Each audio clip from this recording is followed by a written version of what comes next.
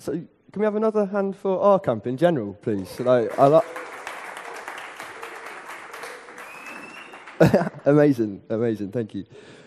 So yeah, I'm Adam. I'm a developer at a company called Mint Digital, and today I'd like to give a talk entitled How to Win Designers and Influence Developers. And I think by the time we get to the end of the talk, you'll all agree that I've really rather stretched that a bit too much.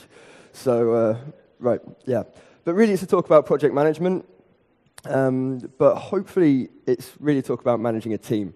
And ideally, it will be a talk about managing a team without getting lynched. Very pleased to have the first talk of the day, so while we're all fresh and eager, please pay attention. There will be a test at the end of the talk, and there will also be homework, so look out for that. Okay, so I know what you're all thinking.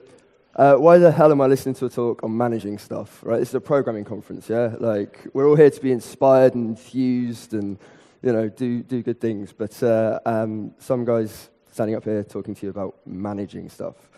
Well, we're all developers, yeah? We work with computers every day, and computers are easy. Like, you can tell a computer, RM, RF, the repo, and the computer will go, yeah, I'm sure, I'll just delete the whole repo for you, no problem, yeah, that's fine. And it'll do that, and it won't complain, and it'll, you know, it's fine. But people are a bit more difficult, right? Like, you know, you can ask your colleague to remove the repo, and they'll probably say you're an idiot. You know, people have this capacity for reasoning, and like, you know, they have other baggage as well, like weekends and feelings and things like that. And you can ask them to do stupid stuff, but you probably won't get very far.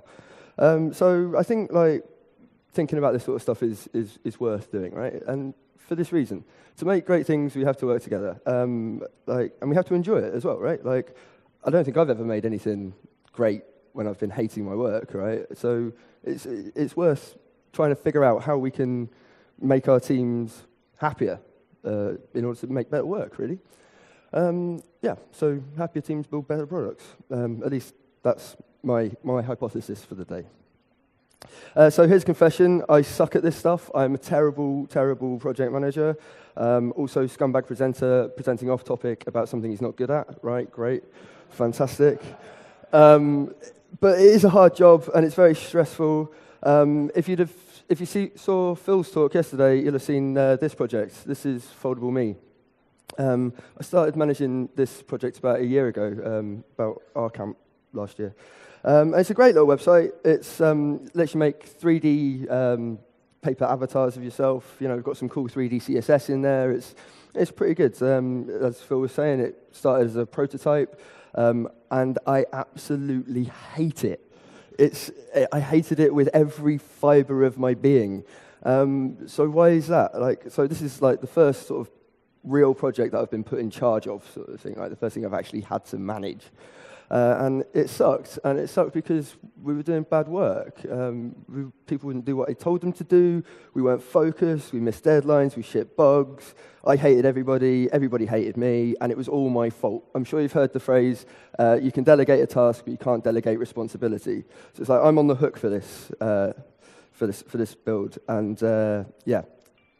Oh, I've got a text message. That's nice. Excuse me a moment.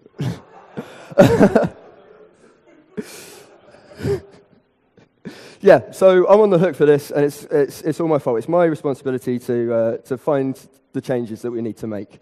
And so, like, these are good people, right? Like, I'm working with a great team, and we're making bad decisions. So why is that? And it was at this sort of point that Mint's CTO, Thomas Pomfret, suggested that I read a book. I'm sure you can guess the title of that book. It's How to Win Friends and Influence People. He told me that he wanted me to read it more for the influencing people, but we'll see. So, yeah. Reading this book was an absolute revelation. It was written in the 1930s, and I'm convinced that it's as relevant to you and your team today as it was back then. Like, software has changed a lot in 80 years, or even become a thing in 80 years. Like, people haven't really changed that much, right? We're still fundamentally the same beast that we were back then. And after reading this, I got really interested in, like, what can I do myself to improve my team? How can I hack my way of being to improve, like, the whole team? And yeah. So here's a few things that we did to try and improve that sort of stuff. The first thing is to stop criticizing.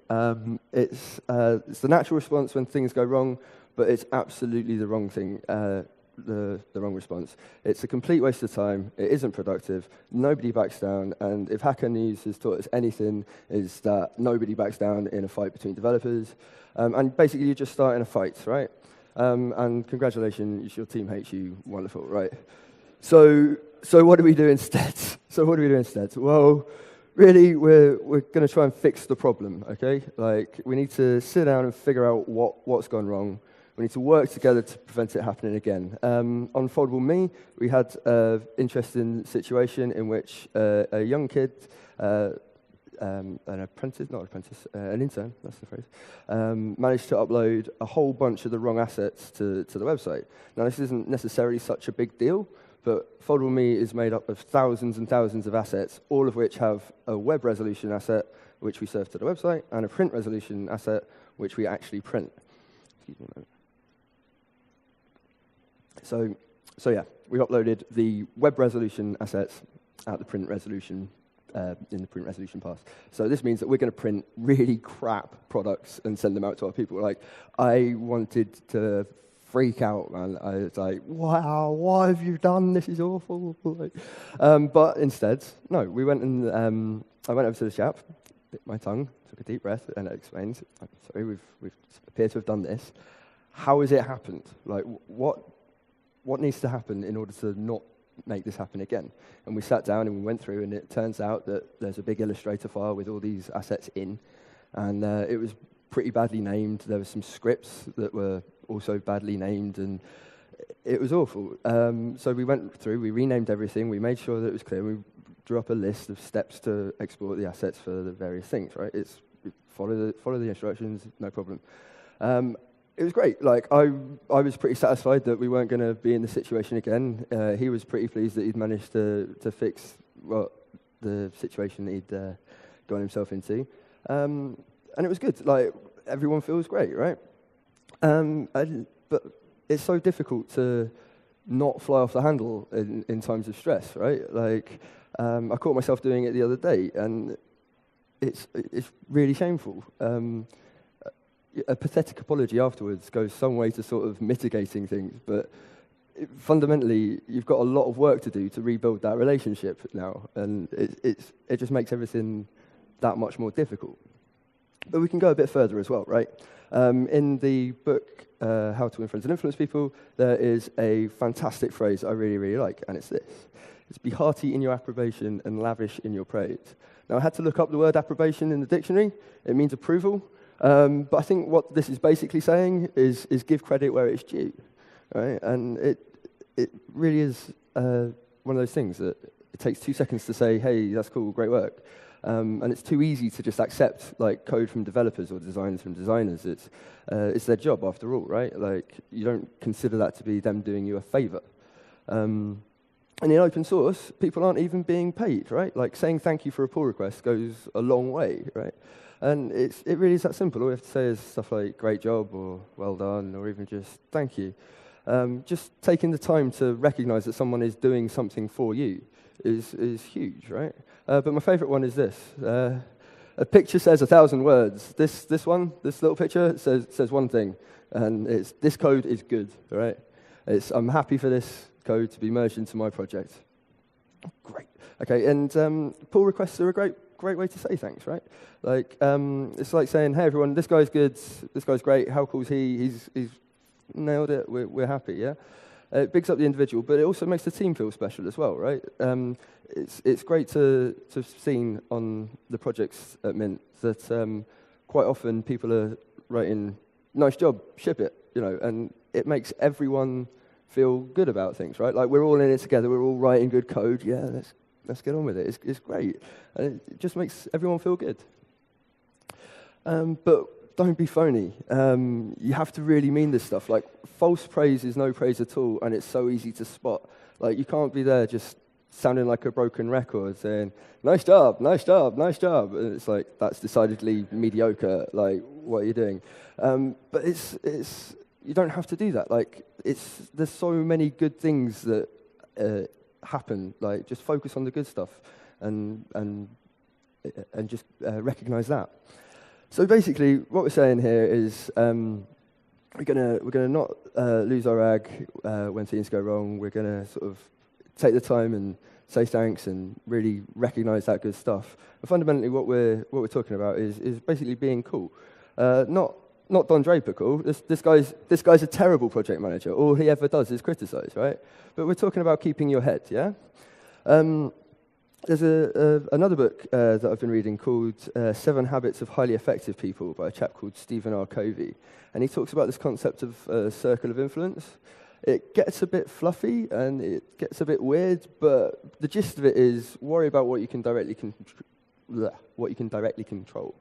And to an extent, everything else is in the lap of the gods. That's not to say if you can't do anything about it, to hell with it, who cares?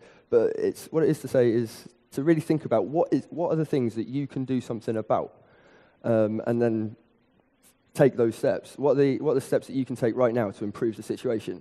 Maybe you can't fix the whole situation. Maybe it's a case of emailing your boss and saying, "Hey man, we're stuck," or picking up the phone to the client and saying, "You know what, we're going to miss this deadline," or whatever it might be.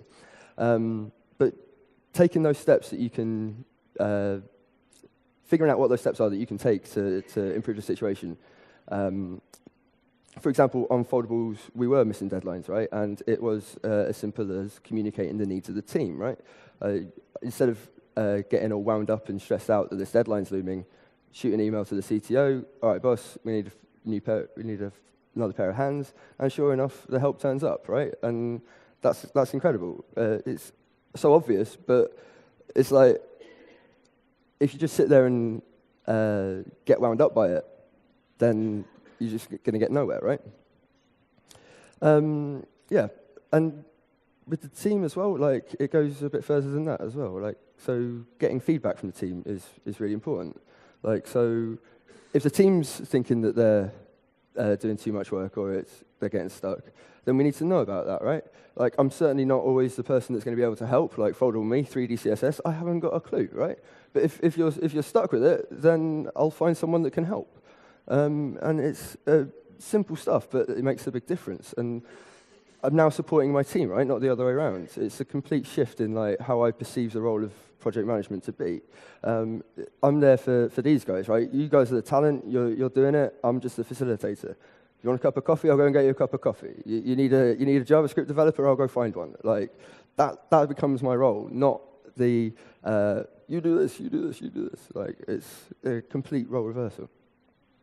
And people only stress out about what they care about, right? So going back to the point about taking active steps to get things done, if you can if you can care about the things that you have control over, you can like actively reduce your own stress, which is going to calm you down and make life easier for you. Like David Allen talks about this open loops thing in the book, Getting Things Done. It's all about capturing what you need to do and figuring out what those next steps are. And it helps you stay calm, right? I think the whole getting things done thing is a whole nother talk, but like figuring out what it is that you need to be doing is massively helpful in keeping cool, basically. All right, so the next thing that I want to talk about is asking questions. Questions are a secret weapon, right? Questions help you avoid arguments. They help you save face. For example, Phil, that job you're triggering in a callback. Why are you triggering a job in a callback? What?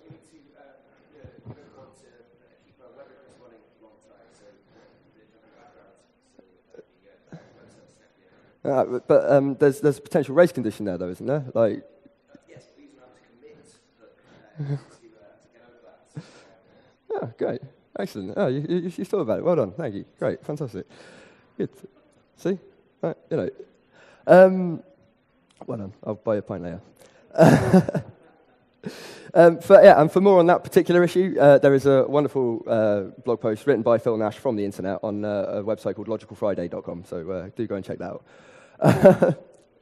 Your team is smart. Use them, right? Like, if you think you're the smartest guy in the room, you're in the wrong room. Get out as fast as humanly possible, right? You work with good people. Like, use them. Like, we have a great designer on Foldable Me, and she's a wonderful designer, but she hadn't done too much web stuff at the time. She sometimes designed things that weren't quite how the internet worked, or were just a bit too difficult to implement in a reasonable sort of fashion. So what happened there was we started taking 5 minutes at the top of the feature and sort of halfway through, like after the wireframing stage, to just sit down and like quiz each other about what it is that we're trying to achieve and why we're doing things the way we're doing them. And the number of times that I sat down and was like, nah, that's never going to work. We can't possibly do that. And she'd be like, oh, but isn't it like this? And you think, yep. So can we not do it like that? It's like, yep. Okay, yep, we're doing it. We're on. Fantastic. But it's like, but if you don't sit there and have that conversation, then you're going to be butting heads, right? It's going to be like, I want it this way. I'm not going to do it. And it's like, well, great. That's not a conversation. It's rubbish, right?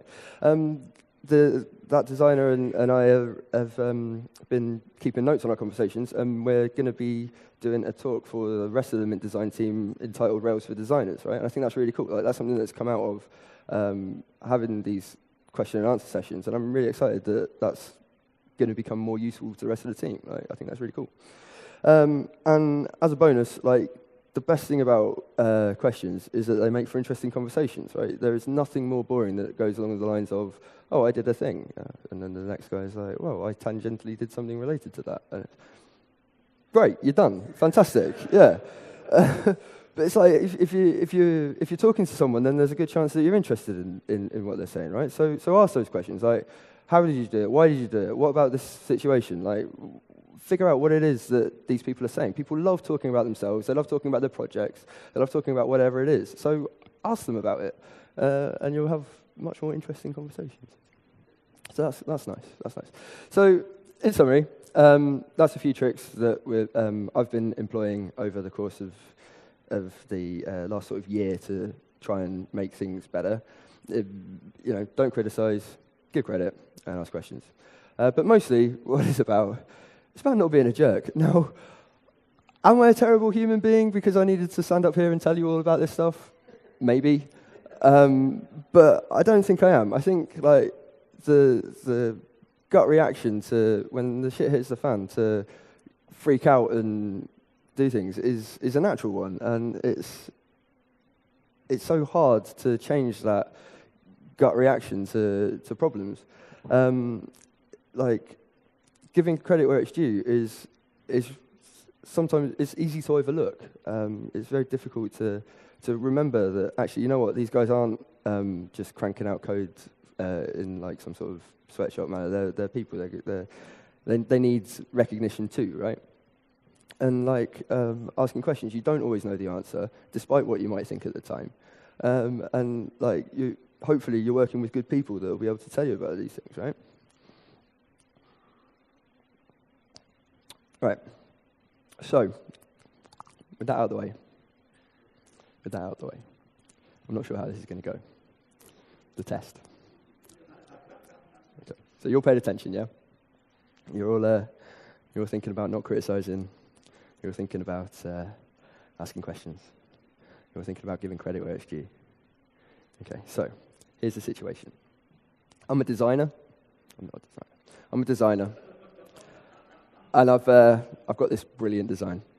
It's so good, I'm not even going to show it to you.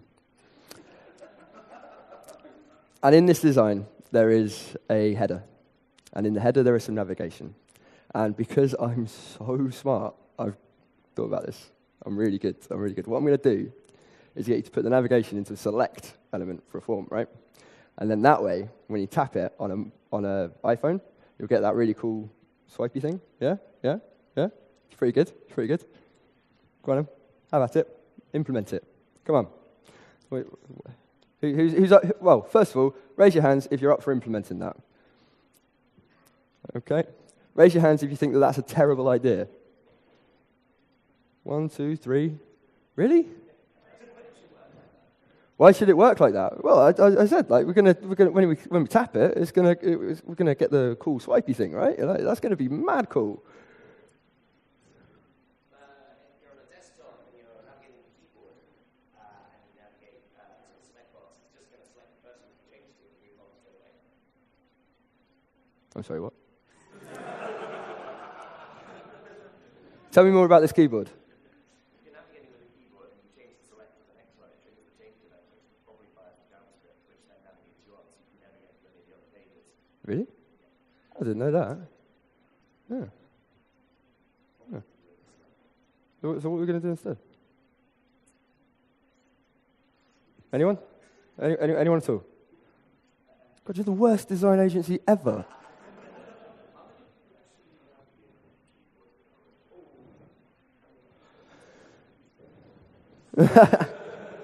People who use Vim navigate with a keyboard. That's absolutely the case.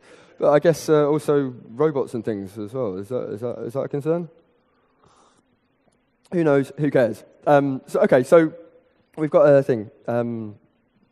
We've got what is clearly a crap idea, and I was really excited about it. And then Phil said, "Why do you want it like that?"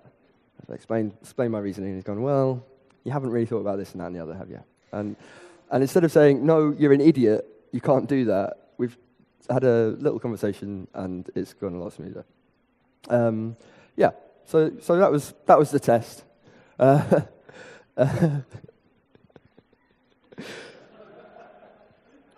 Homework. So I have some homework for you. There are 3 bits of homework, I think. Yeah, 3 bits of homework. First bit of homework is give someone credit when you want it to scream. So next time you're out there and someone does something absolutely ridiculously stupid and you want to just give them hell, instead find the thing that's good about what they did and tell them that they did a good job. Okay. The next thing is to help someone fix something.